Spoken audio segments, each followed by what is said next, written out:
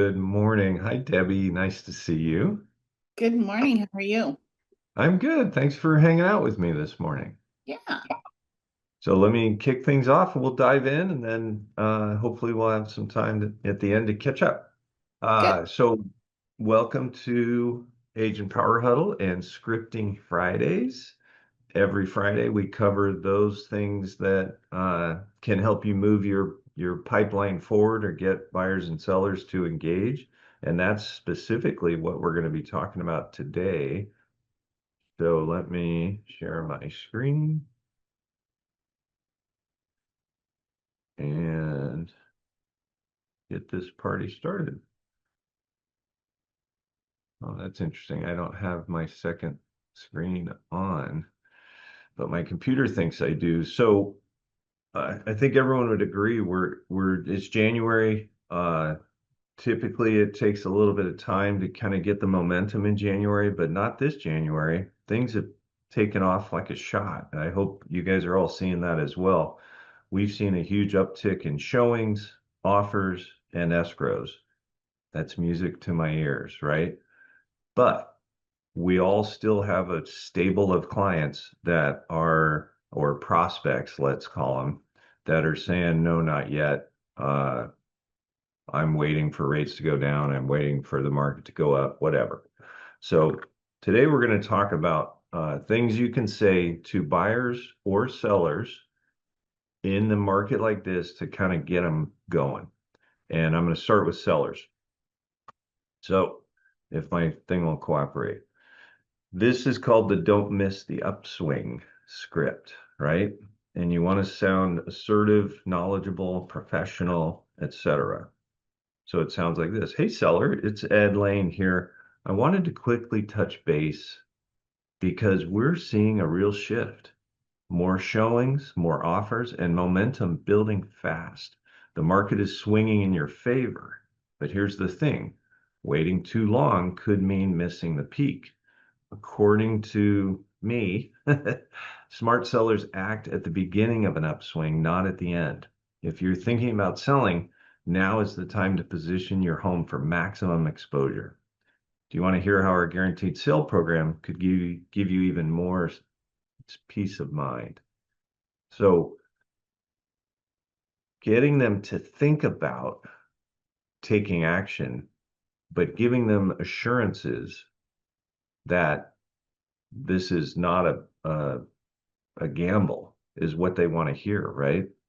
So we want to lead with the benefit and use tools in your tool belt that will allay their concerns, right? So, like for us, we have our guaranteed sale program.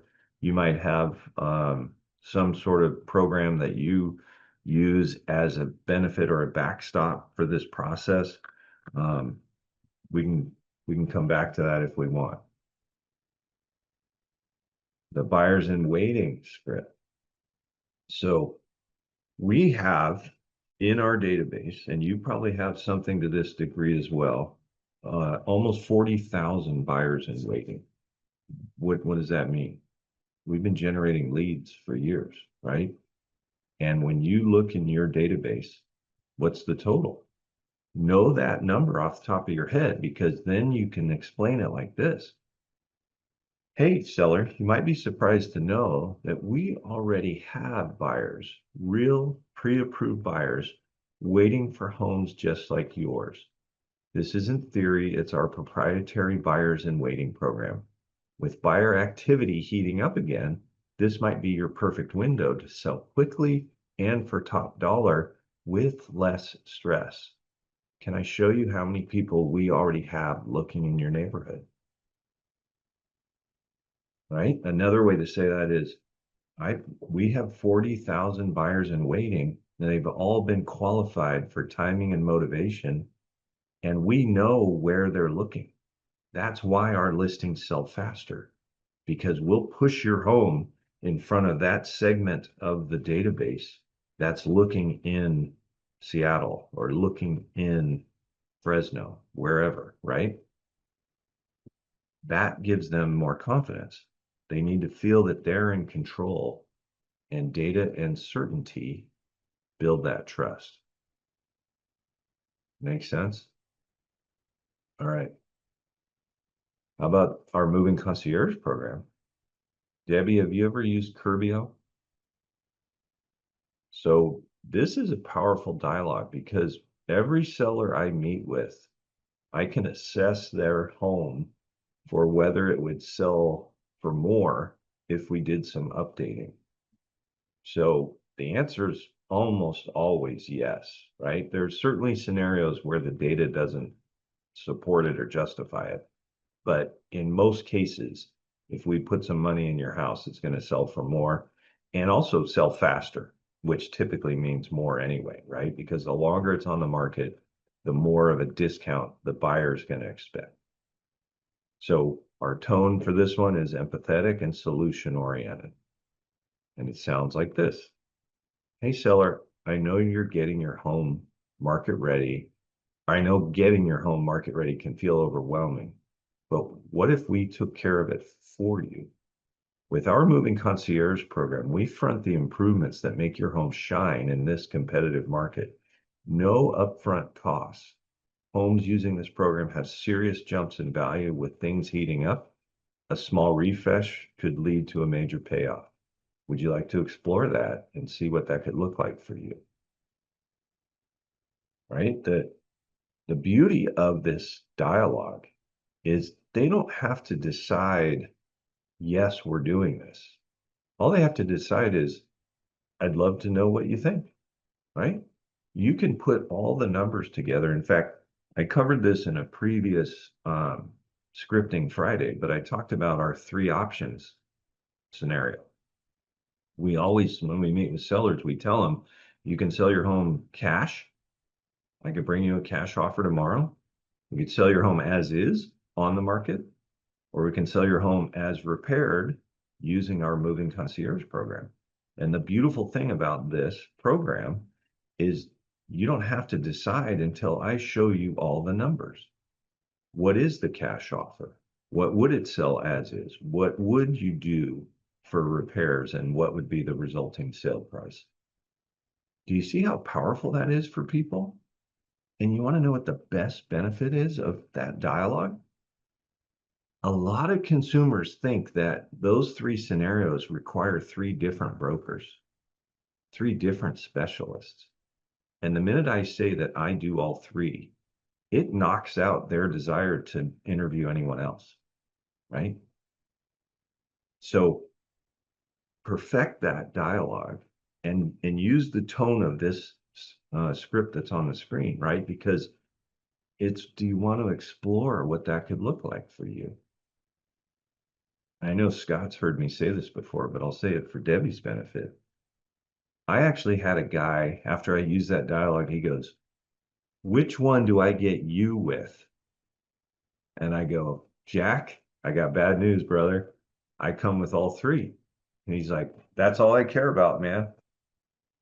And then they typically, and he did the same thing. He said, just show me the numbers, right? It's like the color of money. Let me check the chat here real quick. Number three. Yeah, you can ask a question right now. The property that I've mentioned that I was seeking the price reduction for, it needs improvement. And I think we could probably, you could probably get away with putting just a little bit into it and probably, I mean, maybe 10, 20,000 into it and probably net out of it 50,000 just for the improvements and the That's cleanup aspect of it all. So I definitely want to present that as something that maybe we can get a better selling price, better meaning higher.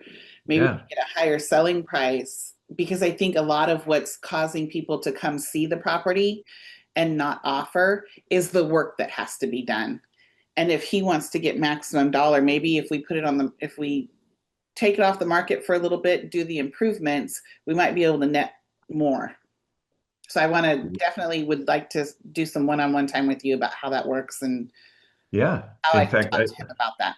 I just made a note. Next week's scripting Friday will be entirely about the moving concierge program. So Okay. we'll get it recorded and documented for people. But we can certainly talk about it a little bit now. We certainly can do some one-on-one stuff, and I'll be happy to help you. Let's touch on it right now, though, since we're on the topic. Um, the beautiful thing about the program for the consumer is they don't have to decide, do I have the money? They just have to decide, am I willing to deal with the delay, right? Because it's going to take time to do whatever scope of work you do. So the script that I use is, and I'll pretend you're the seller, Debbie, is, hey, here's the cool thing about our moving concierge program. I'm going to figure out what the repairs and upgrades should be and what they would cost, while at the same time figuring out what is it still going to ultimately sell for when we do those things. Because my personal belief is I should be able to prove to you that there's at least a 40% ROI, meaning if we spend 10 grand, it's going to fetch an extra 40 grand or more. And if I can't prove that to you, that's the market telling us we shouldn't do anything, right? So it's really important that you explain to them what you're talking about. And I've found I had a couple times where they're like, they didn't understand ROI. Like not everyone is wired like we are. We know immediately what ROI means. I had one client, in fact, said, no, uh, I'm not doing it because I'm gonna lose money. And I go, what part of 40% ROI did you not understand? And she goes, well, honestly, all of it. But I talked to my friend and she explained it to me. So what she explained is that you're going to spend 10 grand and I'm going to only get 4 grand back. I went, that's not what 40% ROI means. She's like, what do you mean? I go, it means you spend 10 grand, which by the way is not of your money. We provide the funds. It's your equity, right? But you get 14 grand back or more. Oh, like in her head, it was a dead deal. And then all of a sudden, a little education. So it's worth what I said in that dialogue is a 40% ROI, blah, blah, blah, right? Actually, I think when I said it, I used a 400%, didn't I? I said 10 to 40 grand. No, it's 40%, right? So it's spend 100, get an extra 40 grand. You can see how this can be confusing, right? So don't take for granted that people understand ROI. But the beautiful thing, now back to Debbie's question, is you can get the Curbio folks to do the scope of work for you. And so you'll know what the cost is. And then you do the analysis of, okay, what's it going to sell for if we do that? And what I really like about their program is not only will I know the cost, I'll know how long it's going to take. Because if I'm having this conversation in August and the work is a 12-week job, well, now we're going back on the market, in December. That changes things, right? So it's helpful to know not only what it costs, but how long it's going to take. And then you can kind of forecast, okay, that puts me into June, no problem. We can still get it sold or whatever, right? Uh, we will do a deep dive on moving concierge, the mechanics of it, and then the dialogues for it next week, though. Does that sound good? And do you have my Calendly link? Because you can book time into my calendar. I'll send it to you. So with this dialogue, we're removing seller obstacles by offering tailored solutions, not just promises. And that really is the underpinning of what I said a minute ago, which is they get to see all three numbers, cash as is, as repaired, and then decide. Another way I'll frame it to people, and you guys can use this one too, is it's a continuum of price, right? The cash offer is typically the lowest number. The as is higher. The as repaired is the highest. To an opposite continuum of convenience, the cash offer is the most convenient. Like, I'll bring it tomorrow. You can move in a time frame comfortable for you. You don't have to accommodate any showings, etc. As is less convenient because now we got to get it ready for photos and showings and all that. And then as repaired is the least convenient because you might even have to move out for us to do the work, right? And I say might even, it's a majority. Most of the projects I've done, the majority of them, the people had to move out or it was already vacant. So, like in your case, Debbie, it's vacant, right? Yeah. So that's not a big deal, but it is sort of a continuum of inconvenience for people. And then they just have to decide, is the money worth the inconvenience? And most people decide it is, right? Plus, in a market like we're in right now, turnkey homes sell faster and not by a small margin. They sell a lot faster. I've got a listing right now. I've had 25 people through. 23 of them have said, nah, not for me. It needs too much work before we would move in. This is a $3 million listing that's in perfect condition. It's just a bit dated. But the snobbery of $3 million buyers is, well, I wouldn't want to live in it like this, right? I couldn't convince my client to go moving concierge, which is, really uncommon. The vast majority of people I talk to about the program, if their house is suited to it, they're all over it. Because all you have to do is say yes and get out of the way, right? All right. Let's talk about buyers. Does everyone remember 2022, right? Rates went up in was it May 21st, I think, of 2022. Rates spiked 200 basis points and the market shut off like a hose bib. That created opportunities for buyers, right? We're not in that kind of market right now, but there are still opportunities for buyers. So we want to be direct and encouraging for them. Now is the great time to buy, right? They can negotiate fiercely with sellers because sellers that are on the market right now are nervous. I've already started to see review dates in new listings. That's a little too aggressive, in my opinion, currently. But that also depends on your specific listing and the area around it. It's not, you shouldn't have a blanket policy about review dates. We can talk more about that. So it's, hey, buyer, I know the market was quiet for a while, but things are waking up. More buyers are entering, and the good ones are moving fast. Waiting could mean higher prices and tougher competition. According to our methods, the best time to buy is just before the market surges, and we're right there now. You want me to show you what's hot before the crowd gets bigger, right? You're creating urgency without pressure.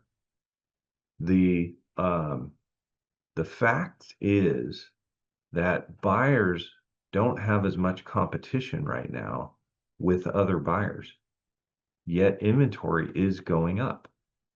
That's the perfect scenario, right? So you got to get people to realize. I'll tell you about a quick text exchange I had with a buyer client. He's like, I said, hey, Happy New Year. This was a few weeks ago. I said, hey, Happy New Year. I just wanted to check in, let you know the market is improving, see if there's anything out there you want to go take a look at. His response, no, inventory is still way too low. We're not interested in doing anything till it grows. So you know what I replied with? I did a search of the areas they're looking, and I said, in XYZ neighborhood, which is your desired neighborhood, I said, in XYZ neighborhood, inventory is actually up 75%. So I'm not sure what you're referring to. Because think about it, depending on whether you're talking about a micro neighborhood or the whole county or whatever, it's all going up. And in a smaller sampling, it's probably going up by a lot, right? Because in a single neighborhood, if you go back and look, okay, how many listings came on in the fourth quarter, or pick one month in the fourth quarter and compare it to January, you'll see that it's gone up. And in my case, 75%. So guess who's going out to look at houses this weekend? Right? It works. Gets them off the couch. Oh, I don't know if I should let Rick's Fathom note taker come in. We'll let Rick come in though. All right. The "you can still win" script. Be reassuring and confident. Hey, buyer, even though we're seeing more offers come in, that doesn't mean you're out of luck. It means we need a smart plan. That's where our 1-day buyer loyalty agreement comes in. It gets you in front of line access to off-market properties, pre-launch listings, and our reverse prospecting tools. In a competitive market, it's all about access. Do you want to test drive this strategy on a couple properties this week? I love that one. It sounds just like a huge differentiator for you, right? Here's all I'm saying, and you can do this. You're just going to call it your off-market system. What's my off-market system? Well, on my team, let me say it in a way that's for all of us. Off-market means expired and canceled listings. Those are off-market, right? Buyers can't see those on Zillow and Redfin. Now, on my team, we have a couple other buckets that we work. We have pre-market REO and short sale properties. It's not a very full bucket, but it's getting more full. And then our off-market system, which is a mailing system. And we can cover that in great detail in another, you know, Friday. So that's how we talk about it. In fact, I often, when I describe it, I talk about the 4 buckets, because the first bucket is active listings. That's the easiest one, right? Because it's in your MLS. The properties are searchable by whatever filters you want to use. The commissions are already known in our MLS. They may not be in yours anymore, which I think we can do a whole separate meeting on how stupid the NAR settlement and the outcomes are. I believe in transparency, and thankfully our MLS does too. So the commissions are known. Expired and canceled are the next easiest because they're still searchable in your MLS, and it just requires one additional phone call, right? You got to call the seller or call the listing broker and say, hey, would your seller still be interested? In fact, we did a training on expireds a couple weeks ago, and one of our own agents who was brand new didn't know about that. He started looking through the expireds. He bought one. So we did a training on the topic, and he had a deal in escrow in less than a week by calling an expired that he was interested in. That's how easy it can be, right?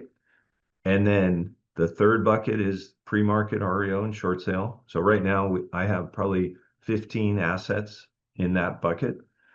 They're all over the place. They may not be your, you know, client's desired neighborhood, but that doesn't mean you shouldn't talk about it. They're going to see that as a benefit for you when they hear that you are part of a team that is the #1 REO broker in the state.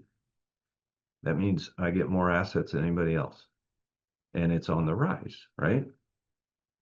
So that, Debbie, you might not have that bucket, but if you partner with an REO broker, you could probably get some priority access, right? And then the fourth bucket is the mailing system, our off-market system. So I'll cover that in more detail, but that's the order in which we search them due to the ease. This is the order in which we market them due to the differentiator, right? We lead with the off-market and the pre-market REO. And that causes buyers to go, oh man, thank God I met you, because no other broker has this. The reality is no other broker is smart enough to market it and take advantage of it the way we do. And I'm happy to share that with you if you want. Empower buyers with tools that give them an edge, not just MLS alerts. Right? Another way to think about it, yes, Debbie. I was going to say, in your list of potential resources, would you also, I know within our brokerage we have ZenList. Would you use that as an off-market opportunity as well? Yeah, absolutely. And that goes in the pre-market bucket, right? Yep. Okay. And I'm glad you brought that up because I'm discriminating and I don't intend to. Here in Washington, ZenList is empty because our MLS has a rule that is a $10,000 fine for pre-marketing. So it just like Zillow's coming soon category is also empty in Washington. Here's the irony. I spent the last 2 days in our state capitol lobbying legislators. And one of the bills that's on the floor of the House right now is to ban private marketing. It's the anti-compass rule, right? Because Refkin goes around lying to people. And I know we're recording this, and I would be happy to explain why I say that to him directly. But you can't convince me that telling a group of sellers it's better for them to expose your home to a small little audience is better than exposing it to the whole market. That's that's illogical. Basic economics tells you the larger, the broader the exposure, the more money you'll get. Period. End of argument. But he's trying to convince the world that it's a benefit, and all of his agents are drinking the Kool-Aid and saying the same thing. And what's that led to? Well, here in Washington State, Senate Bill, let me see, House Bill 2512 and Senate Bill 6091, ensuring public marketing of residential housing opportunities. So it doesn't ban the private groups. It just says if this passes, it'll be illegal to expose it to a private group if it's not also at the same time on the public market MLS. So you may see rules like that coming to California and Texas as well. We'll see, right?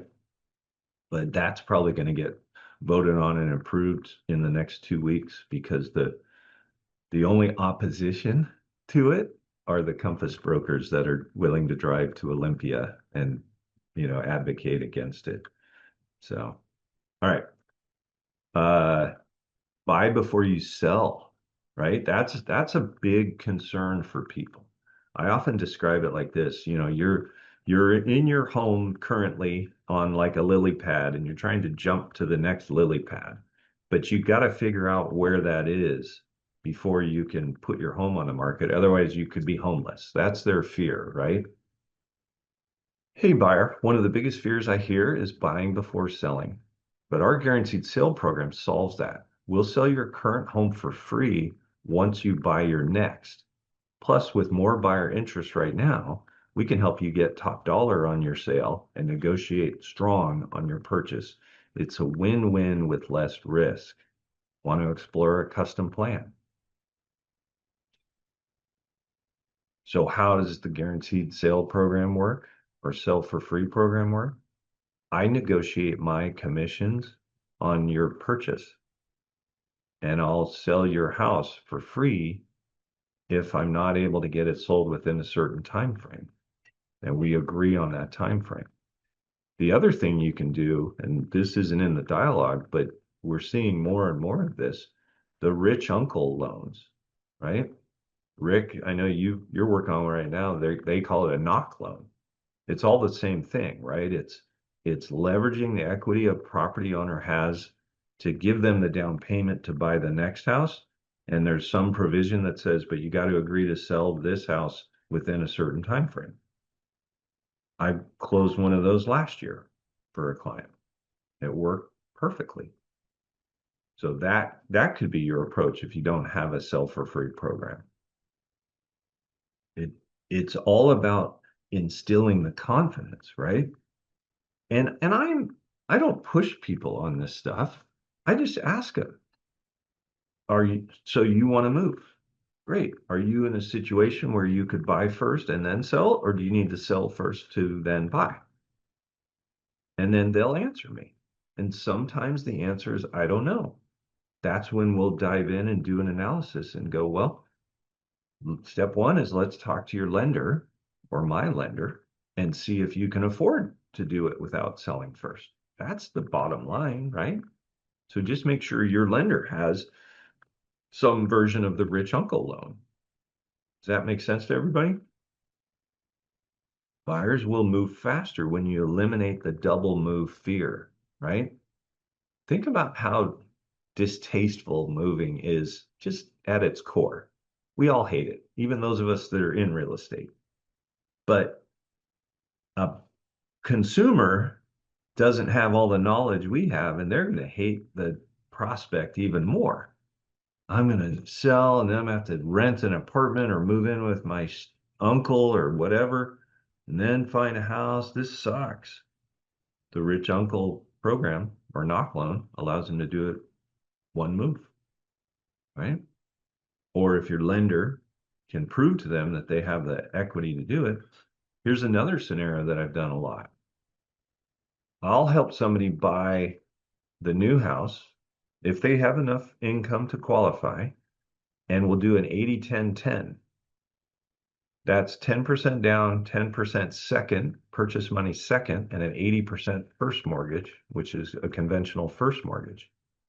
And then they buy and they move. And then once they've moved, we'll sell their current house and pay off the second.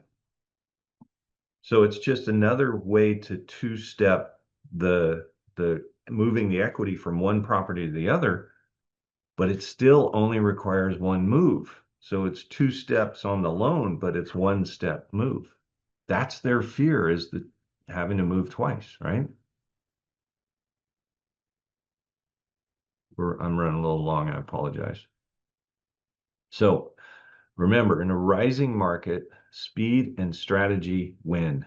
Your scripts should reflect confidence, data, and urgency, not desperation.